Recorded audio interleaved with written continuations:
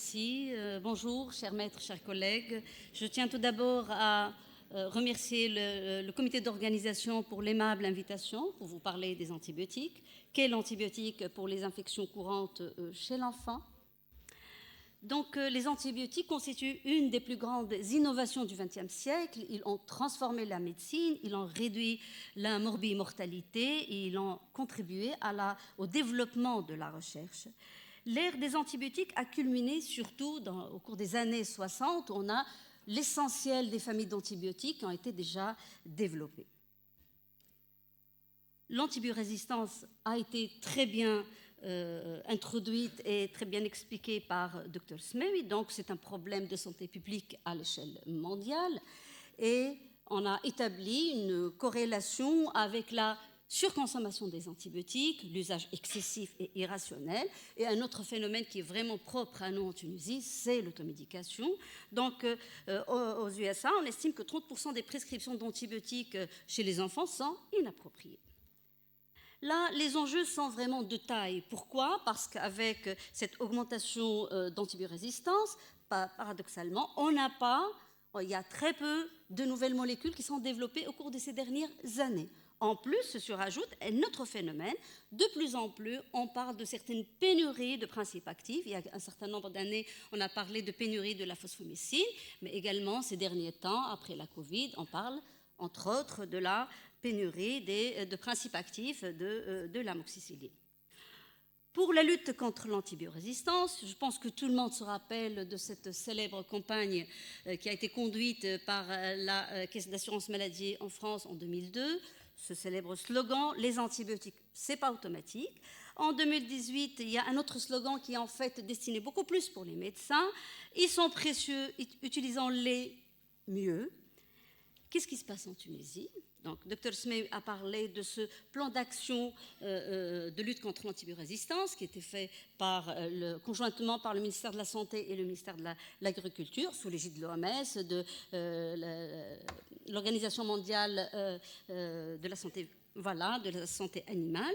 Donc là, il est conçu entre 2019 et 2023. Donc là, je ne sais pas si vous êtes vraiment familiarisés, si vous êtes vraiment au courant de cette campagne, parce qu'un plan d'action, ça s'articule sur plusieurs axes, entre autres l'axe communication. Là, je ne suis pas très habituée à la télé, mais je ne me rappelle pas avoir entendu ou vu un slogan parlant de lutte contre l'antibiorésistance. Je me suis amusée à chercher dans la page officielle du ministère dans la galerie photo pour chercher lesquels slogans. Donc là, je trouve ce slogan-là, donc l'antibiotique. Donc là, avec différents sous-messages en plus, et c'était publié sur la page de façon concomitante avec les messages d'incitation à la vaccination antigrippale, avec les slogans de prévention contre la bronchiolite, le lavage des mains pour la shigellose autour de octobre-novembre, pour l'incitation au dépistage du cancer du sein, à l'incitation du dépistage du cancer du côlon. Donc là, au point de vue communication, donc là, je vous épargne les commentaires. Donc, on m'a demandé de parler des antibiotiques. Quel antibiotique dans les infections courantes de l'enfant? J'ai dû appeler Dr. Belkadi pour lui dire qu'est-ce que vous voulez dire par courante. Où est-ce que je dois m'arrêter? Donc là, comme c'est très vague, là, j'ai jugé bon, tout d'abord, de commencer par les principes et les règles d'une bonne prescription, d'un bon usage des antibiotiques. Puis, on va passer en revue des prescriptions, surtout dans les infections courantes, celles qui représentent les pathologies qui sont pourvoyeuses de prescriptions d'antibiotiques, à savoir les infections respiratoires hautes, ORL, les pneumopathies et les infections urinaires. Je tiens à préciser que je n'ai aucun lien d'intérêt à déclarer au cours de la préparation de ce travail. Tout d'abord, quels sont les principes d'usage des antibiotiques? Certes, un traitement antibiotique, on l'indique pour un traitement curatif d'une infection bactérienne, mais il faut réserver cette antibiothérapie aux seules situations cliniques où leur efficacité est prouvée, sur un diagnostic précis. J'insiste bien sur le terme diagnostic précis, pas sur des symptômes. Et tout en ayant derrière l'esprit de veiller à limiter les effets secondaires, à limiter l'émergence et la diffusion des nouvelles résistances. Je parle du cas particulier de la fièvre d'allure isolée. Donc là, il ne faut pas prescrire d'antibiotiques devant une fièvre isolée, parce qu'un antibiotique, ce n'est pas un antipyrétique pour le malade, ce n'est non plus un anxiolytique ni pour le médecin ni pour les parents. Il faut tout d'abord veiller à observer l'enfant, à réévaluer cliniquement l'enfant. On peut se permettre de faire des examens complémentaires, à faire des hémocultures, des prélèvements microbiologiques pour voir quelle est l'origine, qui est le plus souvent d'origine virale. Quels sont les critères de choix d'un antibiotique? Donc, le traitement antibiotique est le plus souvent on le met de façon empirique, donc il va dépendre du germe suspecté devant une situation clinique donnée et de son profil de sensibilité aux antibiotiques.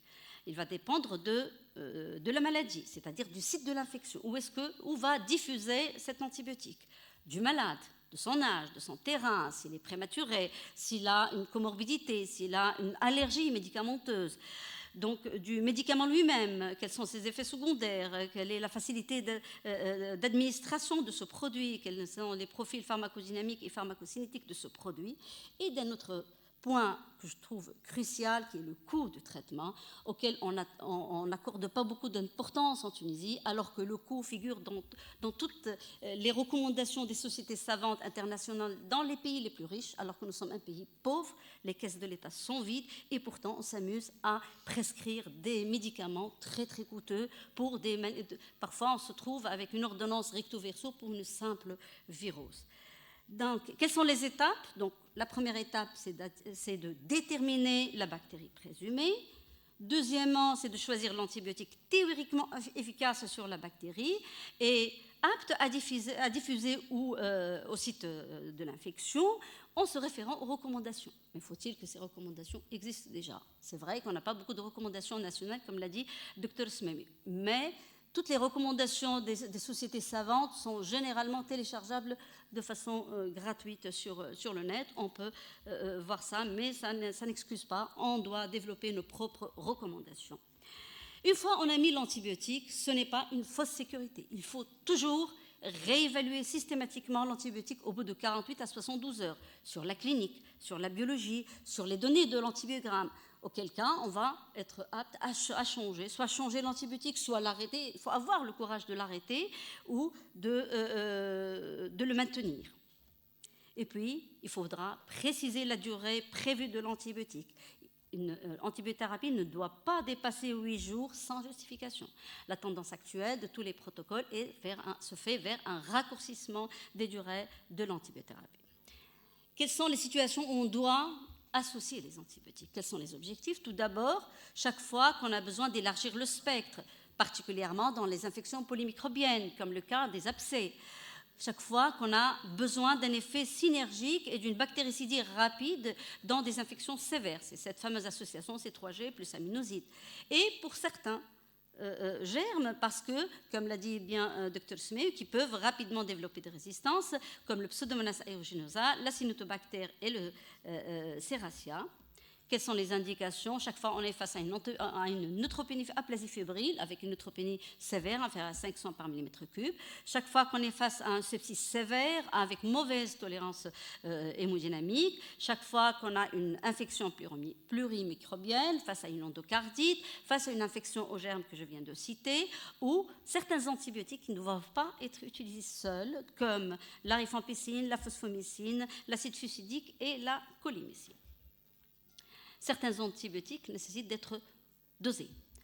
Pourquoi? Les dosages ont pour objectif en fait de réduire le risque de toxicité, mais également de prédire de l'efficacité. Deux familles sont généralement dosées, c'est soit les glycopeptides, essentiellement la vancomycine, parce qu'il y a une variabilité interindividuelle, parce qu'il y a une toxicité rénale qui est en fait dépendante des traitements associés, particulièrement chez un enfant qui a une insuffisance rénale, et à doser théoriquement chaque fois que la durée dépasse 2 jours. Je sais qu'on n'est pas en train de le faire systématiquement. Les aminosides aussi, on les dose chaque fois que la durée dépasse 5 jours. La voie d'administration. La voie orale doit être la règle en ambulatoire. Elle doit être privilégiée en milieu hospitalier chaque fois qu'elle est possibles, soit d'emblée, en l'absence de gravité, soit en relais d'une voie parentérale après amélioration au bout de 48-72 heures, et en l'absence, bien sûr, de troubles digestifs. Ça permet d'éviter un autre fléau qui est là, c'est les infections liées aux soins, mais aussi toute cette douleur qu'on inflige à l'enfant. Maintenant, on va commencer par le vif du sujet, c'est-à-dire les antibiotiques. Qu'est-ce qu'on va donner au cours d'une infection ORL? Il faut savoir que les infections des voies respiratoires sont, dans la majorité des cas, d'origine virale. Elles sont généralement d'évolution spontanément favorable. Et paradoxalement, elles constituent l'indication la plus fréquente de prescription d'antibiotiques en pédiatrie ambulatoire. Et c'est dire la rareté des échecs thérapeutiques. Donc là, l'enfant va évoluer favorablement bien, même spontanément. Là, quand on donne un antibiotique, tout le monde est content, les parents et le médecin aussi. Alors, la première question, quel germe? Pour l'angine, donc je ne vous apprends rien, elle est le plus souvent d'origine virale, mais on va penser à l'angine bactérienne chez l'enfant âgé de plus de 3 ans, dans 25 à 40% des cas. Pour l'otite moyenne aiguë, donc on va penser en premier lieu au pneumocoque pour l'otite sévère, avec une fièvre élevée, une otalgie, une otorée. Elle expose au risque de mastoïdite ou de pathologie invasive, mais également l'hémophilus. L'hémophilus qui s'associe le plus souvent à une conjonctivite ou à des otites récidivantes, ou on la suspecte aussi devant un échec thérapeutique d'une antibiothérapie initiale. Accessoirement, le Moraxella catarrhalis. Maintenant, pour la sinusite aiguë bactérienne, on aura en tête en premier lieu le pneumocoque, particulièrement à sensibilité diminuée. Pour les sinusites chroniques dentaires, la flore est généralement mixte, aérobie et anaérobie, dans 50 à 100% des cas. Pour les sinusites compliquées de cellulite périorbitaire ou d'abcès orbitaire sous périostée. Donc, il faut viser en premier le staph, surtout le staph métiaire, et également les anaérobies. Pour la mastoïdite, c'est le streptocoque pneumoniae.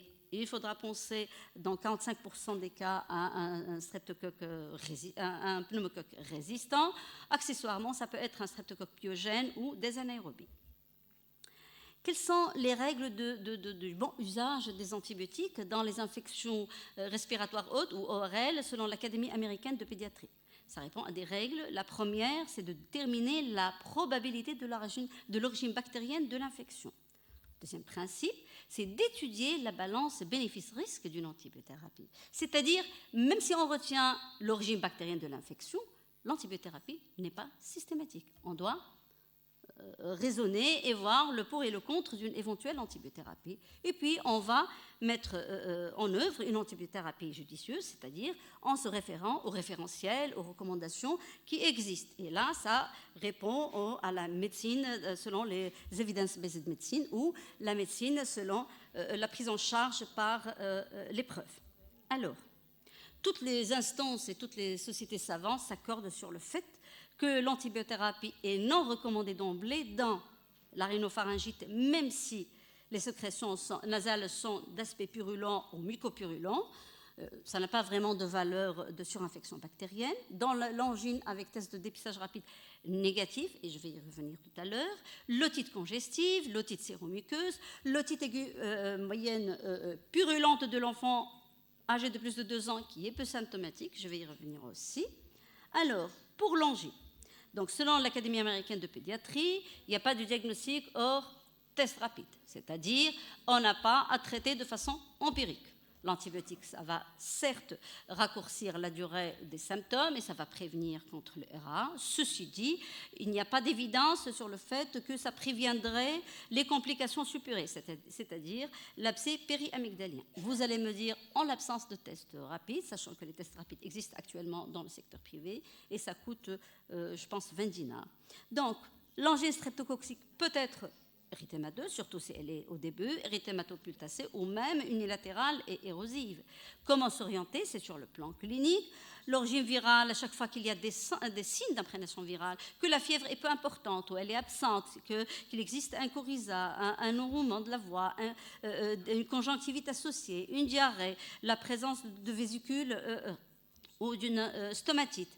L'origine bactérienne, est suspectée généralement chez l'enfant âgé de plus de 3 ans, qui a des signes locaux qui sont très importants, une fièvre importante, une odynophagie, un exsudat amygdalien avec des adénopathies douloureuses, bien entendu, en dehors de la sans rhinite, sans conjonctivite, sans tout. Alors, qu'est-ce qu'on va prescrire? Je ne vous apprends rien. De première intention, l'amoxicilline par voie orale à 50 mg kg pendant 6 jours. En cas d'allergie au bêta-lactamine, on va donner un macrolide pendant 5 jours ou 3 jours s'il s'agit de l'azithromycine. Ou s'il y a une contre-indication à l'amoxicilline sans contre-indication aux céphalosporines, on pourra donner également la cefpodoxime. Revenons maintenant à l'otite. Donc, la première étape, c'est un diagnostic précis. Il faut toujours commencer par un diagnostic précis avant de donner les antibiotiques. Donc, on retient comme otite moyenne aiguë chaque fois qu'on a un bombement modéré à sévère de la membrane tympanique ou l'apparition d'une nouvelle autorrhée non attribuée à une otite aiguë externe ou chaque fois qu'il y a un léger renflement de la membrane tympanique avec otalgie récente qui dure de moins de 48 heures avec un érythème intense. Autrement dit, il exige en fait qu'il y ait un épanchement, ne serait-ce que minime, rétrotympanique pour retenir le diagnostic d'otite moyenne aiguë. Alors, pourquoi l'abstention? Je vous ai parlé tout à l'heure de l'abstention. L'antibiothérapie n'est pas systématique chez un enfant âgé de plus de 2 ans qui a un tableau qui n'est pas bruyant. Pourquoi? Parce qu'on a constaté une résolution des symptômes chez la moitié des enfants qui ont été soumis à un placebo. Parce que les enfants bien sélectionnés, c'est-à-dire quand on fait une bonne sélection pour quel malade on va surveiller, donc ne présentent pas, ces enfants-là ne présentent pas plus de complications supérieures que les enfants soumis aux antibiotiques. D'ailleurs, il faudra traiter 4800 enfants par des antibiotiques pour prévenir un cas de mastoïdite, sans oublier les effets secondaires des antibiotiques. Alors, cette revue Cochrane, qui a inclus 5 essais contrôlés randomisés, 1149 enfants, chez des enfants traités par des antibiotiques ou soumis à un placebo. On n'a pas retrouvé de différence entre les deux groupes concernant la douleur J3 ou J7 d'évolution, ni sur le nombre d'autorrhées ou d'anomalies de la tympanométrie à 4 semaines. Il n'y avait pas d'augmentation significative du nombre de cas de perforation tympanique ou d'otite moyenne récidivante. Il n'y avait aucune complication grave dans les deux groupes, soit ayant reçu de l'antibiotique ou le placebo, mais par contre, pour ceux qui ont reçu un antibiotique, un cas sur 14 avait présenté des effets secondaires, soit digestifs ou cutanés. Alors, là, s'abstenir ou pas, quand est-ce qu'on va surveiller, selon l'Académie américaine de pédiatrie? Donc, on va se baser sur les critères de gravité. Donc, la gravité de la maladie, l'otalgie sévère, la fièvre importante ou le caractère uni ou bilatéral. Et on va se baser aussi sur le critère âge, avant ou après 2 ans.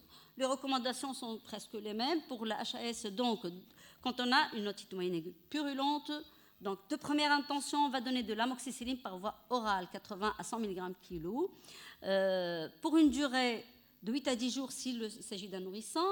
La durée sera plus courte de 5 jours si l'enfant est âgé de plus de 2 ans.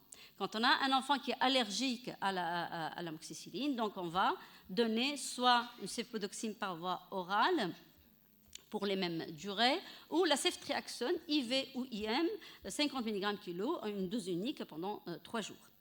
Chaque fois que le tableau est évocateur d'un hémophilus, c'est-à-dire otite avec conjonctivite, on va de première intention donner de l'amoxicilline associée à l'acide clavulanique pour pratiquement les mêmes durées. En cas d'allergie, c'est le cefpodoxime.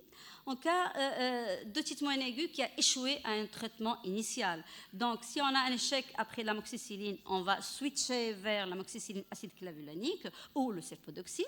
Si on a un échec après l'amoxicilline acide clavulanique, on va switcher vers la ceftriaxone pendant 3 jours. Si on a un échec après le cefpodoxime, on va donner de l'amoxicilline à forte dose, 150 mg pendant 10 jours. Là, une durée plus prolongée. Là, à peu près, c'est le même protocole pour les Américains. Je passe. Maintenant, pour la sinusite. Vous savez que 6 à 7% des enfants présentant une infection virale des voies aériennes supérieures, ils vont développer une sinusite bactérienne.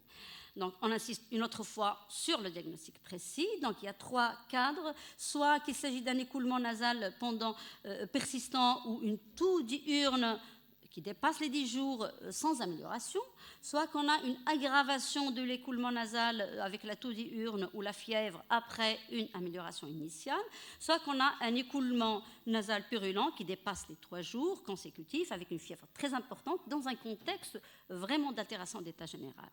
L'imagerie, elle n'a plus de place, hormis les cas compliqués, c'est-à-dire on ne va pas s'amuser à faire une radio des sinus ou un scanner. Donc, par contre, on va l'indiquer chaque fois qu'une complication est suspectée, qu'elle soit orbitaire ou cérébrale. Quelles sont pour les recommandations de l'Académie américaine de pédiatrie? Qu'est-ce qu'elle recommande? Les recommandations révisées en 2013. Elle propose 3 jours supplémentaires d'observation pour la sinusite aiguë qui est caractérisée par des symptômes qui durent plus que 10 jours, c'est-à-dire sans vraiment beaucoup de gravité. Le pourquoi? D'abord, les antibiotiques vont certes améliorer les symptômes, donc raccourcir de 3 à 14 jours. Mais sachant que les antibiotiques n'ont aucune preuve qu'ils vont prévenir les complications suppurées, notamment l'abcès de cerveau. Pourquoi on propose ces 3 jours supplémentaires de surveillance? Parce qu'on a constaté des améliorations spontanées fréquentes, parce que le risque de complications suppurées est vraiment faible.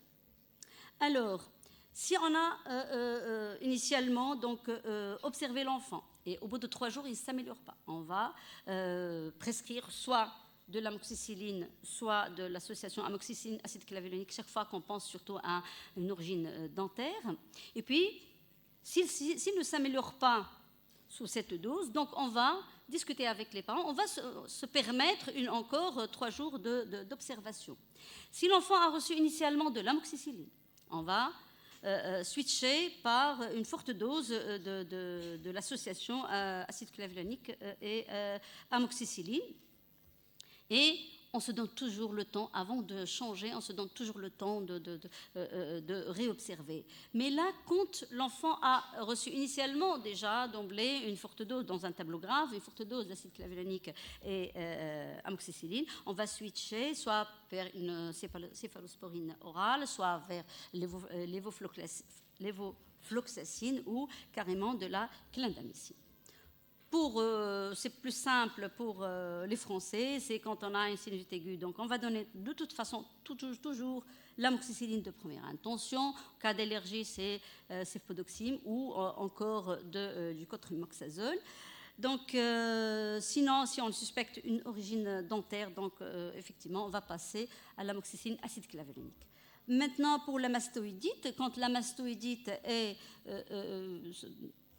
on est face à une forme qui est quand même simple. On va cibler en premier le streptocoque pneumoniae, mais le streptocoque du groupe A, streptocoque pyogène. On va en milieu hospitalier, donc traiter l'enfant par forte dose d'amoxicilline, 150 à 200 mg kg/jour. Et en cas d'allergie, on va donner soit le céfotaxime, soit ceftriaxone. Quand on a une mastoïdite traînante, c'est-à-dire qui a évolué au moins pendant 5 jours, d'emblée, on va donner l'amoxicilline acide clavulonique à forte dose, 150 mg kg IV. En cas d'allergie, c'est soit la céfotaxime associée au métronidazole ou ceftriaxone associée au métronidazole.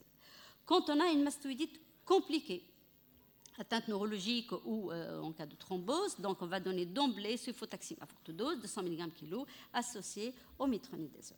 Maintenant, arrivons aux infections respiratoires basses.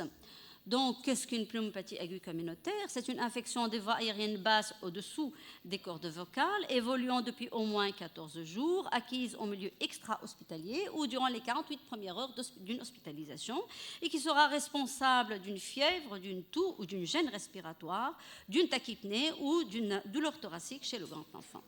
Et la pneumopathie, elle constitue une cause majeure de morbidité infantile en termes de consultation et d'hospitalisation, mais également une cause majeure de mortalité infantile dans le monde. C'est la première cause de mortalité chez les enfants âgés de moins de 5 ans, en dehors de la période néonatale. Et les low-income countries, les pays qui sont à faible revenu, on observe la mortalité, elle les touche dans 90% des cas sur le total de cette mortalité. Et bien entendu, c'est une cause majeure de dépenses de soins aussi.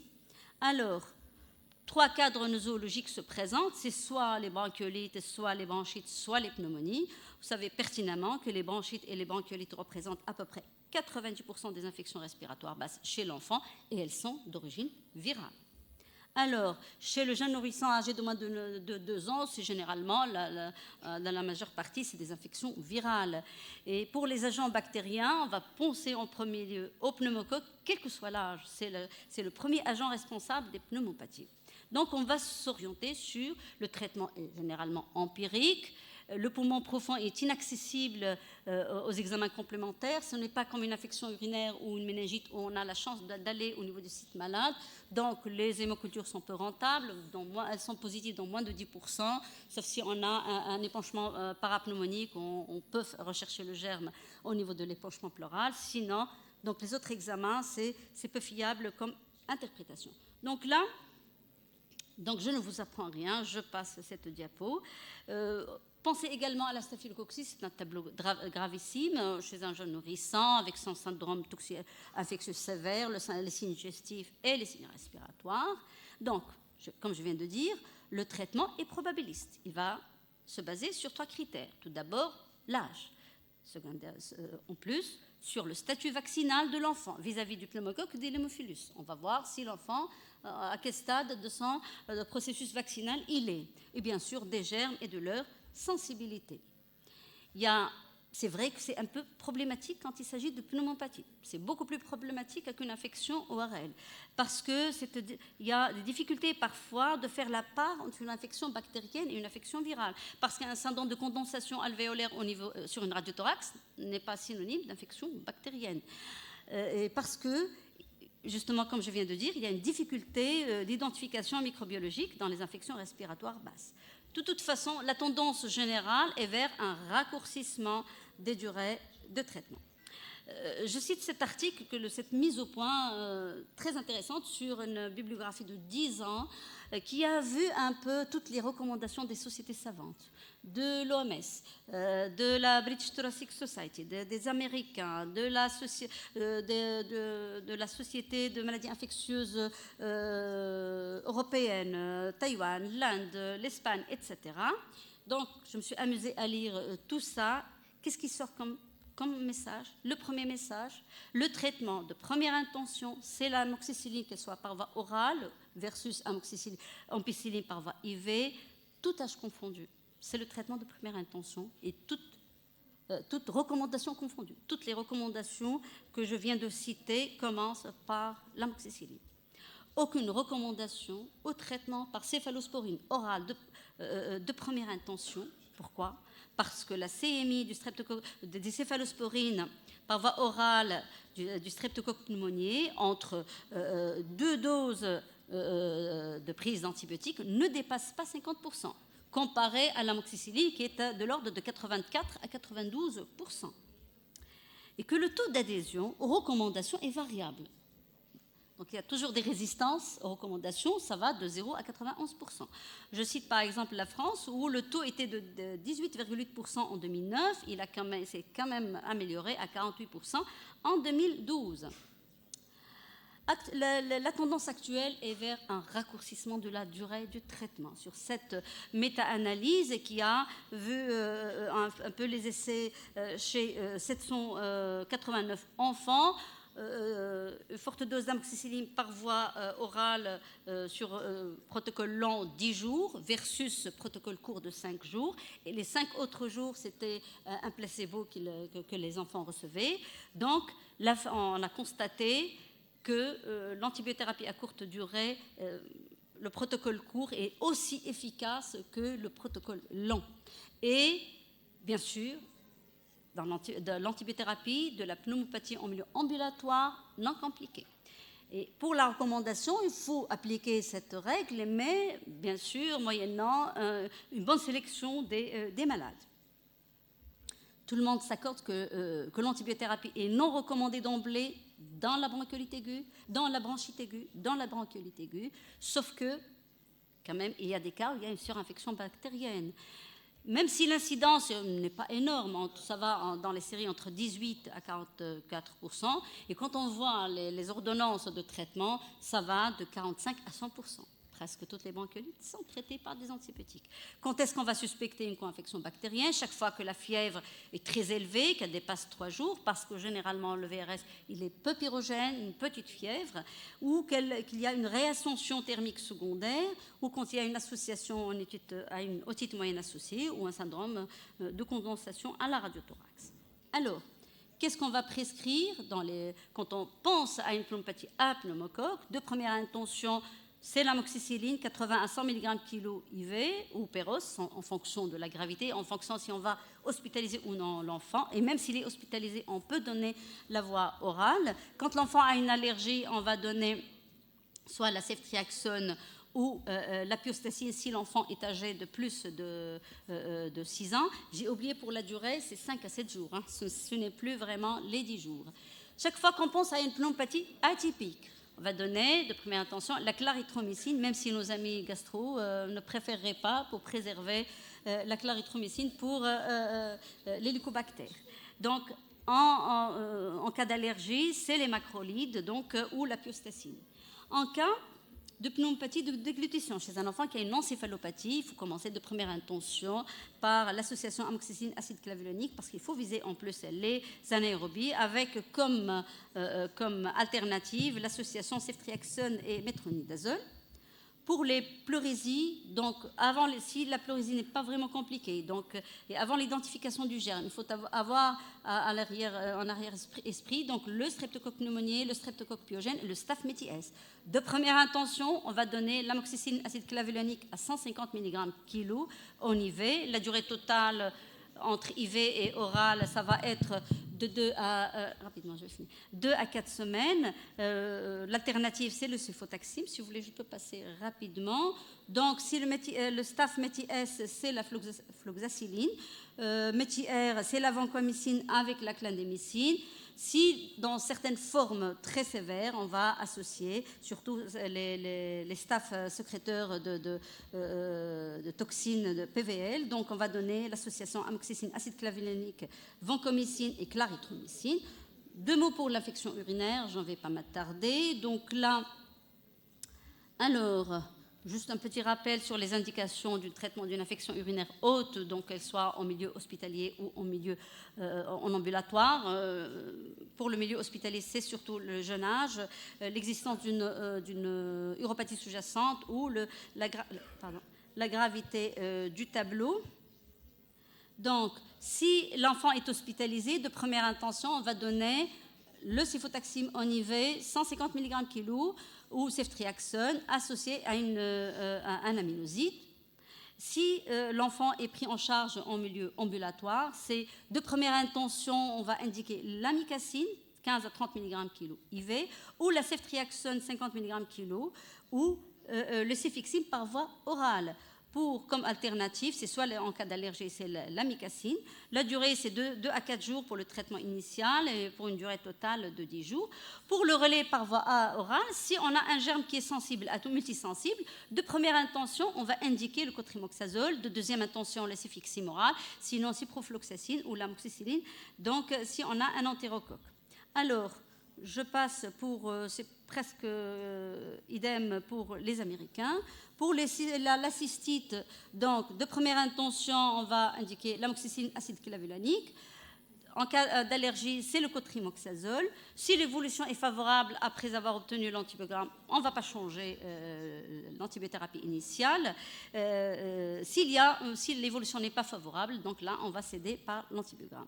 Là, on a élaboré un protocole au groupe de travail de pathologie infectieuse à la Société de pédiatrie. La seule différence, c'est que le relais par voie orale, on va commencer par la cefixime parce qu'on a un taux important de Escherichia coli résistant à l'amoxicilline acide clavulanique. Je vais parler des Escherichia coli BLSE. Donc là, de première intention, on va donner le cefixime associé à l'amoxicilline acide clavulanique si un traitement oral est indiqué, bien sûr, après contrôle de la CMI, c'est-à-dire, je veux dire qu'une infection urinaire à germe BLSE ne veut pas dire les 10 jours d'hospitalisation avec une carbapénème en IV. Donc là, ça peut être traité en ambulatoire. En deuxième intention, on va donner l'amicacine 30 mg kg pendant 5 jours. En troisième intention, ceftazidime. En quatrième intention, on va passer au carbapenem, Sina, ampépiracilline, tazobactam. Donc, bien sûr, si l'évolution est favorable sur une première prescription, même si l'antibiogramme revient résistant, donc on va continuer le traitement. On a longuement discuté selon la bibliographie. Bon, je passe sur les cystites rapidement. Donc, je parle de la bactérie asymptomatique. Là, le traitement n'est pas symptomatique, ça participe systématique, donc ça participe en fait à la surconsommation des antibiotiques. Il n'est recommandé que chez les enfants à haut risque, les patients suivis pour une neuropathie malformative compliquée, surtout avant un geste chirurgical. Est-ce qu'on donne encore de l'antibioprophylaxie pour des uropathies de haut grade, uropathie complexe, dysfonctionnement avant UCRR? Honnêtement, il faut discuter au cas par cas. Il faudra donner 5500 doses pour prévenir un cas d'épisode d'infection urinaire fébrile. Il n'y a pas d'effet sur la réduction des cicatrices rénales. Par contre, on va favoriser bien sûr les résistances. Un effet néfaste sur le microbiote intestinal. La durée donc, va être discutée après 6 à 12 mois. Là, ce travail américain qui montre que des enfants, des jeunes nourrissants ayant un reflux, soit soumis ou non soumis à une antibioprophylaxie, il n'y a aucune différence significative sur la récidive des infections urinaires. Là, pour conclure, je dirais que pour réduire la résistance des antibiotiques, il faut bien entendu un usage plus rationnel des antibiotiques. Ça va passer par l'abstention. Il faut s'abstenir quand il s'agit d'une infection virale. Il faut choisir de façon appropriée un antibiotique selon les recommandations. Il faut épargner les céphalosporides de 3e génération, penser à l'écosystème. Il faudra réduire les doses, ne plus donner réduire les durées de traitement. Et les vrais défis, en fait, s'il y a des maillons faibles dans la prise en charge, c'est bien ces deux phénomènes qui sont défaillants, c'est la communication avec les parents. Il faut savoir expliquer, convaincre qu'il s'agit bien d'une infection virale et ne pas entrer, on est certes empathique, mais il ne faut pas entrer dans l'angoisse des parents et partager leur angoisse. Il y a également ce phénomène de résistance au changement. Tout le monde veut changer, mais quand il s'agit de changer les vieilles prescriptions, donc là, il n'y a personne. Voilà, je vous remercie. Je m'excuse pour le dépassement. Merci. Merci, professeur Khmiri, pour cette excellente conférence. Et comme on a dépassé le temps, donc, on passe à la prochaine séance.